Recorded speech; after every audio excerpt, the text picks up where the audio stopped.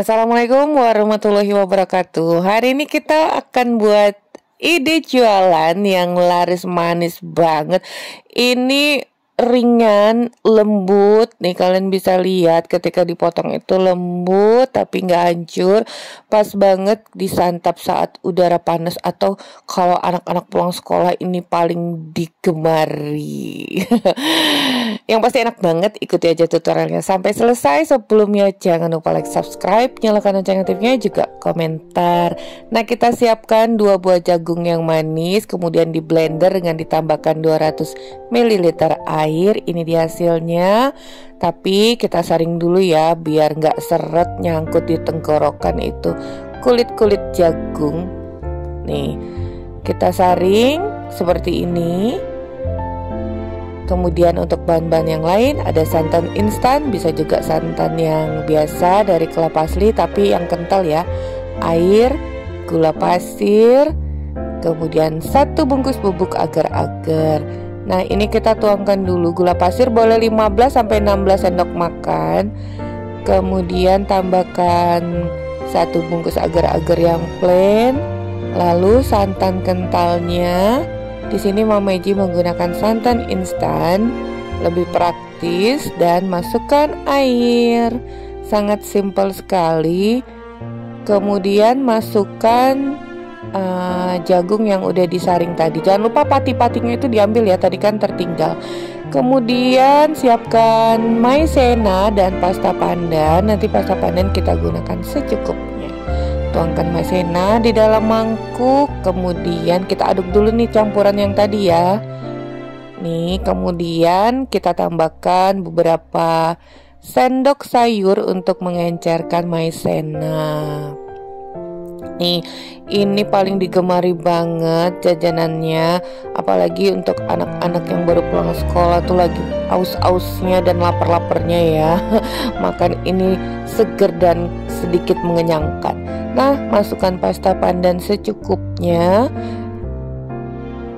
Kemudian kita tuangkan seluruhnya ke dalam adonan. Nih, aduk-aduk lagi. Aduk dulu setidaknya sampai tercampur dulu ya tepungnya tadi, maizena. Nah, ini akan kita masak dengan api yang sedang cenderung kecil dan terus diaduk, jangan ditinggal. Karena dia akan meluap dan meledak. Enggak meledak sih, meluap ya. Dan pecah nanti santannya. Nih, terus diaduk sampai matang dan mendidih. Lalu kita siapkan pasta coklat secukupnya, tuangkan pada wadah yang lain. Ini dan tadi adonan puding agar-agar yang udah matang kita aduk dulu dan campurkan 2 sendok makan aja ya, kurang lebih 100 ml. Ini Mama Eji kebanyakan, terlalu banyak menghayal, jadi ini kebanyakan. Jadi kalian 100 ml aja, secukupnya aja, nggak banyak kok, cuman sedikit. Karena ini udah terlanjur terlalu banyak, nanti takutnya adonan coklat ini terbuang. Jadi Mama Eji punya ide. Ntar idenya kita siapkan loyang 20 x 20 cm, sebelumnya basah dengan air. Nah, karena tadi itu adonan coklat kebanyakan, sayang kalau nantinya tidak terpakai. Ini Mama Eji masukkan setengah adonan yang hijau atau yang pandan. Kemudian sisanya kita tutup dulu agar tidak cepat mengeras ya. Dan nanti yang di loyang ini biar cepat set, agak sedikit padat permukaannya, kita masukkan di freezer sebentar. Nah, kemudian adonan yang coklat kita masukkan di dalam piping bag. Jadi adonan yang coklat dan adonan yang hijau di loyang ini kita simpan dulu di freezer kurang lebih 3-5 menit setidaknya sampai permukaannya ini mengeras.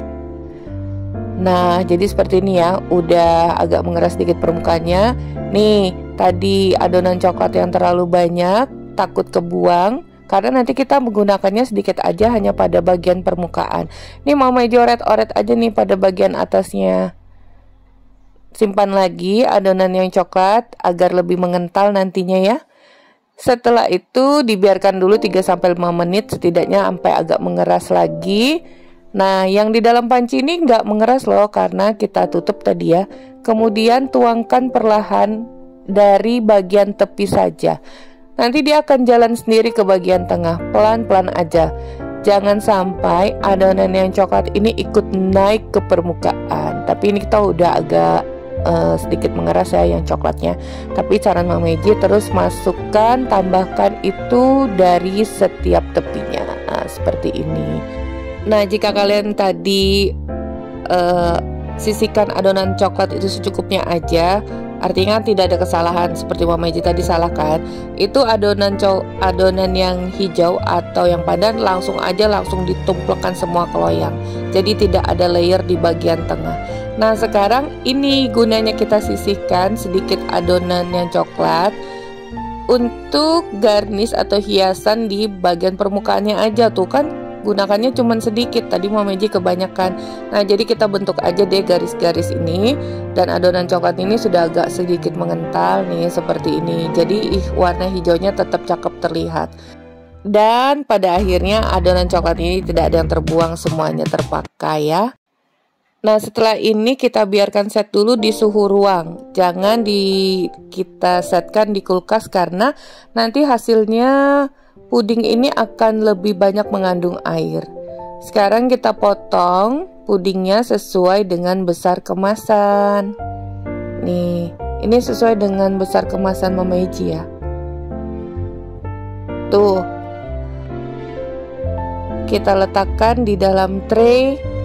Ya, sesuai selera aja. Kalian bisa lihat ini terlihat motif coklat di bagian tengah akibat kesalahan tadi.